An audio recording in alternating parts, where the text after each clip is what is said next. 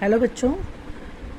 आज हम बात कर रहे हैं मॉडर्न आर्ट की जो कैरेक्टरिस्टिक्स हैं उनके बारे में। यानी जो मॉडर्न आर्ट थी उसकी क्या क्या कैरेक्टरिस्टिक्स थे या उनमें क्या क्वालिटीज़ थी, हम उस बारे में बात कर रहे हैं।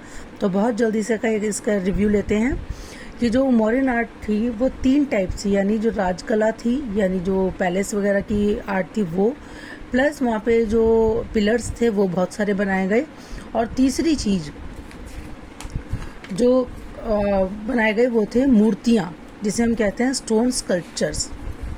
ठीक है, हमने जैसे पहले ये बात की थी कि जो इसका टाइम पीरियड है लगभग 3rd सेंचुरी बीसी से लेकर और 2nd सेंचुरी बीसी तक का जो टाइम पीरियड रहा था।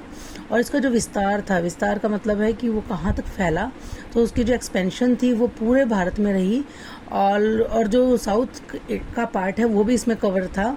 और इसमें जो संपूर्ण भारत के साथ में पाकिस्तान, क्योंकि उस समय अनडिवाइडेड था इंडिया, तो पाकिस्तान, बांग्लादेश और कुछ पार्ट गंधार यानी अफगानिस्तान के भी इंडिया में ही शामिल थे। ठीक है, तो इसलिए आप इस चीज़ को ध्यान रखेंगे कि जो मौर्यन आर्ट का जो विस्तार हुआ था वो मौर्य मगध साम्राज्य का जो विस्तार था उसके अकॉर्डिंग देखा जा सकता है कि काफ़ी विस्तृत एरिया में थी। तो इसके जो मुख्य केंद्र था जहाँ से वो राज होता था वो था पाटलिपुत्र, वो बिहार में। और इस मौर्य काल को हम देखते हैं कि कुछ राजकलाएँ थी, यानी जैसे राजमहल वगैरह बनाना, वो सब चीज़ें थी। और उसके बाद कुछ लोक कलाएँ थी जिसमें हमारी मूर्तियाँ निर्माण आ जाता था, मिट्टी की मूर्तियाँ बनाना आ जाता था, वो थे। तो राजकला में राजप्रसाद यानी महल, स्तूप, गुफा, चैत्य, ये सब चीज़ों का निर्माण हो रहा था, क्योंकि ये सब चीज़ें बुद्ध से रिलेटेड थी। और मेन चीज़ जो अशोक राजा के समय में जो फैली थी वो थी बुद्ध का प्रचार प्रसार, यानी बुद्ध धर्म का प्रचार प्रसार। तो वो सब बुद्ध से ज़्यादा उस चीज़ का एक्सपेंशन हुआ था। और जो प्रतिमाएं बनाई गई, जो मूर्तियां बनाई गई, उनमें भी कहीं ना कहीं इसका बुद्ध का प्रचार प्रसार भी किया गया और उनकी जो शिक्षाएं थी उनको लोगों तक पहुंचाया गया। तो जो मौर्यन आर्ट की विशेषताएं हैं उसमें खास तौर पर, क्योंकि जैसे जो केंद्र थे पाटलिपुत्र, तक्षशिला, मथुरा, कौशाम्बी, सारनाथ, ये सब यूपी, बिहार, इन सब एरियाज़ में, और जो कुछ एरियाज़ आते हैं हमारे मध्य प्रदेश के, यानी जो उत्तर भारत के एरिया थे, ये जो मेन इसका सेंटर थे। उत्तर भारत यानी नॉर्थ इंडिया के जो एरियाज़ थे वो इसका सेंटर थे। और यहाँ पर पत्थरों से ज़्यादा काम किया गया था, या तो लकड़ी के वर्क्स थे जो डिस्ट्रॉय हो गए हैं, जो मिट्टी के वर्क्स थे वो डिस्ट्रॉय हो गए हैं। तो जो अब जो स्टोन वर्क रह गए थे वो स्टोन वर्क्स हमें मिलते हैं, स्टोन से ज़्यादा काम वहाँ पर किया गया था। उसके साथ में लकड़ी यानी कास्ट और पत्थर का जो घर बनाए जाते थे, भवन बनाए जाते थे, जो महल बनाए जाते थे, उन सभी में, पैलेसेस में और जो हाउसेस बनाए जाते थे, उन सभी चीज़ों में वुड एंड स्टोन का यूज़ बहुत ज़्यादा किया जाता था। दूसरी चीज़ एकाश्म यानी मोनोलिथिक जो स्टोन्स थे, मोनोलिथ बोलते हैं स्टोन्स को, जो एक ही पत्थर होता है उसको, उससे बहुत बड़े बड़े स्तंभ बनाए गए। स्तंभ का मतलब है पिलर्स, यानी उनमें एक सिलेंड्रिकल फॉर्मेशन होती है पिलर्स में, जिसमें एक बहुत हाइट होती है और जो उसका बेस होता है वो बहुत ज़्यादा चौड़ा नहीं होता है। तो वो पिलर्स बनाए गए, और ये पिलर्स खास बात रही है हमारे पूरे अशोकन पीरियड की, मौर्य साम्राज्य की। तो इन पिलर्स के जरिए अशोक की सत्ता को भी बताया गया और लोगों को ये भी जागरूक किया गया कि यहाँ दूर तक इन नियमों का ही पालन होगा। ठीक है, तो एकाश्म यानी एक ही पत्थर से बने हुए, और बड़े स्तंभ यानी जो बड़े बड़े से पिलर्स थे वो बनाए गए। मोनोलिथिक पिलर्स को हम यहाँ पे बोल सकते हैं, मोनोलिथिक पिलर्स यहाँ पर बनाए गए।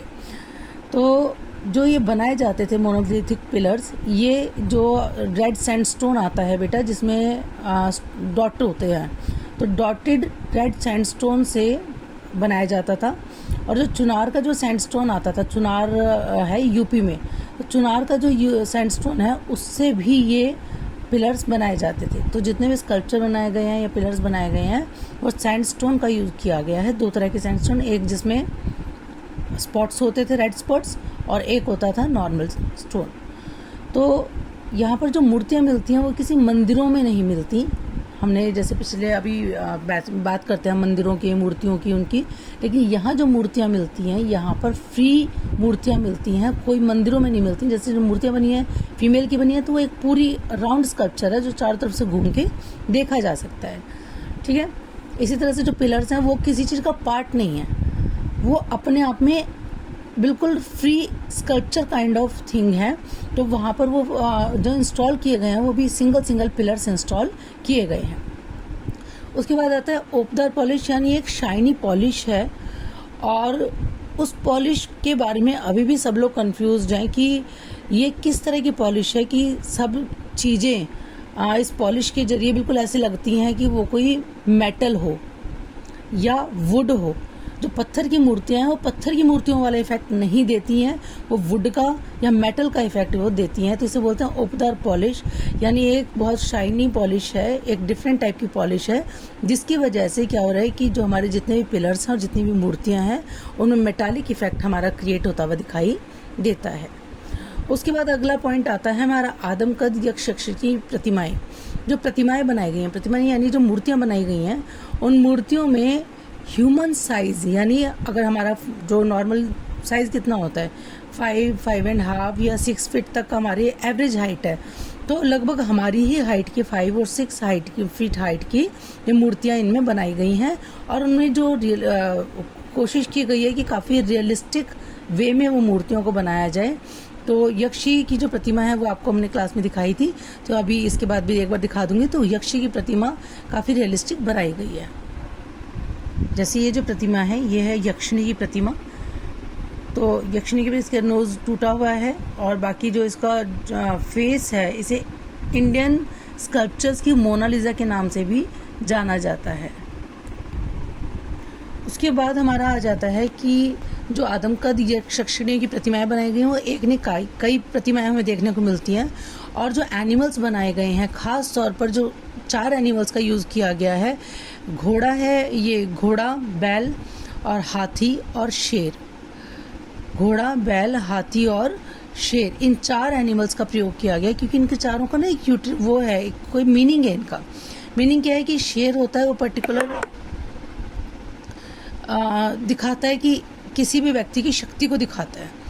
हाथी जो होता है उसके जन्म का प्रतीक है और बुद्धि का प्रतीक है, हाथी में बहुत बुद्धि होती है। घोड़ा तेजी का प्रतीक है, चलते रहने का प्रतीक है, निरंतरता के प्रतीक है और एक तरह से जिसे कहते हैं ना कि रोज काम करते रहना, यानी चुस्ती के साथ में कार्य में लगे रहना, निरंतरता का प्रतीक है, कॉन्टिन्यूटी। एंड जो वृषभ है, बैल, ये होता है शक्ति का प्रतीक, तो यानी स्ट्रांगनेस। बैल यानी ऑक्स जो है वो हमारा शक्ति का यानी स्ट्रांगनेस का प्रतीक है।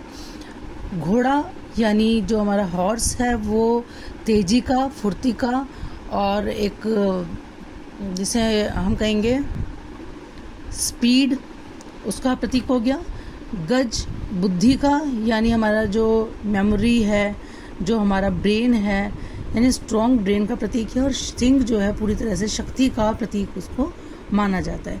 यहाँ पे सिंह और बैल में थोड़ा सा एक अंतर आ जाता है कि सिंह में एक जैसे उस राजा होता है ना, तो वो एक तरह से संपूर्ण शक्तियों का प्रतीक इसे सिंह को माना जाता है कि इसके आगे और कुछ नहीं। और जो वृषभ है वो एक तरह से जैसे युवा जो लोग होते हैं, युवा शक्ति का प्रतीक, यानी अपनी प्रॉपर एनर्जीज को चैनलाइज करके उसको यूज़ किया जाना, उसका प्रतीक माना जाता है। ठीक है, नेक्स्ट आता है कि जो भी हमारे ये जो स्कल्पचर्स बने हैं या फिर जो भी हमारे स्टोन्स वो बने हैं, पिलर्स बने हैं, और जितने भी हमारे कुछ ऐसे बनाए जाते थे, पट्टिकाएँ बनाई जाती थी जिनके ऊपर संदेश लिखकर, जिनके ऊपर मैसेजेस लिखकर, जिनके ऊपर कुछ रूल्स लिख के पूरे मगध साम्राज्य में लगवाए गए थे। तो वो जो स्लैब्स हैं और जो पिलर्स हैं वो सब बलुआ पत्थर से, यानी सैंडस्टोन है, उससे मंगवाया जाता था, उससे बनाए जाते थे। और चुनार की खानों से इन्हें मंगाया जाता। चुनार का होता है यूपी में है। उसके बाद शिलाओं पर, यानी जो स्लैब्स थी उन पर, और जो स्तंभ थे यानी हमारे पिलर्स पर, खरोष्ठी और मागधी, ये 2 तरह की लिपियाँ चलती थी, खरोष्ठी लिपि और मागधी लिपि। इनसे उनमें इंस्क्रिप्शंस करवाई गई, यानी शिक्षा और नियम, बुद्ध की शिक्षाएं, बुद्ध के नियम लोगों के लिए क्या हैं, वो सब चीज़ें उनके ऊपर एनक्रिप्शन करवाई गई, उनको कुरेद कर लिखवाया गया और बाद में पूरी जगह जगह पे इंस्टॉल करवाया गया। यहाँ पर मॉडर्न आर्ट में हमें धातु की यानी मेटल की स्कल्पचर्स देखने को नहीं मिलते, और पत्थर की जो मूर्तियाँ हैं उनमें देवी देवताओं की मूर्तियाँ भी हमें देखने को नहीं मिलती। राम की, सीता की, इस तरह की मूर्तियाँ वहाँ पर नहीं हैं। अधिकतर बुद्ध का ही प्रभाव था, तो इसलिए बाद में यक्ष यक्षिणी की मूर्तियाँ हमें देखने को मिलती हैं। और मिट्टी का काम में हम बहुत ज़्यादा इसमें डिटेल में नहीं जाएंगे। ये मिट्टी के काम में जैसे आपको पतले पहले इंडस वैली में बताया था कि उसे उभार कर या ऐसे चिपका कर उस विधि से पशु पक्षी वगैरह वो सब चीज़ें बनाई जाती थी। मेनली हमारा स्टोन वर्क है इसमें। तो स्टोन वर्क में पिलर्स मिलते हैं, मूर्तियाँ मिलती हैं और साथ में स्लैब्स मिलती हैं जिनके ऊपर नियम लिखे हुए हैं और उन्हें जगह जगह इंस्टॉल करवाया गया। अब इसके बाद हम अशोकन पिलर के बारे में बात करेंगे। Thank you.